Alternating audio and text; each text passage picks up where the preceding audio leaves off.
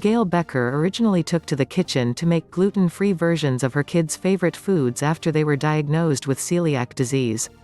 But Becker didn't realize, when she decided to commercialize her recipe 5 years ago, that she would soon pioneer a cauliflower pizza crust craze.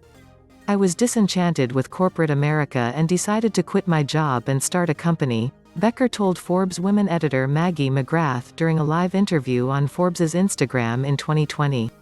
"I did it at the very kitchen table where I'm sitting, and I made my 2 sons watch because I wanted them to see it's never too late to bet on yourself."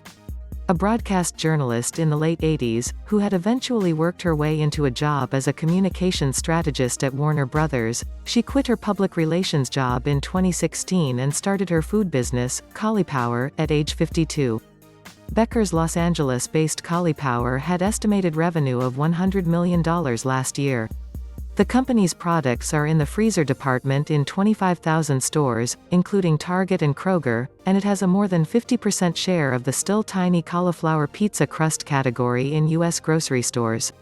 It's all enough to land Becker, now 57, a spot on Forbes's 7th annual ranking of America's richest self-made women with a net worth of $245 million, thanks to her estimated majority stake in her second act. Forbes values that company at $500 million. Becker, who declined to be interviewed for this story, would not comment on the valuation. Becker, a first-generation American born to Holocaust survivors, found a food manufacturer willing to follow her recipe and make her frozen pizza crusts for a fee. She used her savings to pay for those first production runs, until finally after a few months they together perfected the mass production of those crusts.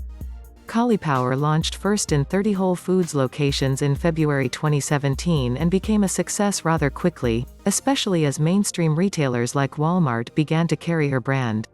But with revenue of $5 million in its first year, Cauliflower needed more capital to support bigger ingredient orders and larger-scale manufacturing runs. By the fall of 2017, Becker decided to take a minority investment from venture capital firm Boulder Food Group. But unlike other startup food brands that have gotten locked into endless cycles of raising money, that was the only time Becker raised outside money. She has turned down other investors ever since. The brand has long since expanded beyond its signature pizza crusts, adding frozen chicken nuggets coated in gluten-free, cauliflower-based crusts and frozen pastas, also made of cauliflower. Ironically, it's not so much the cauliflower but the frozen pizza niche that is driving such blistering demand. Frozen foods in general were one of the biggest areas of sales growth for grocers last year.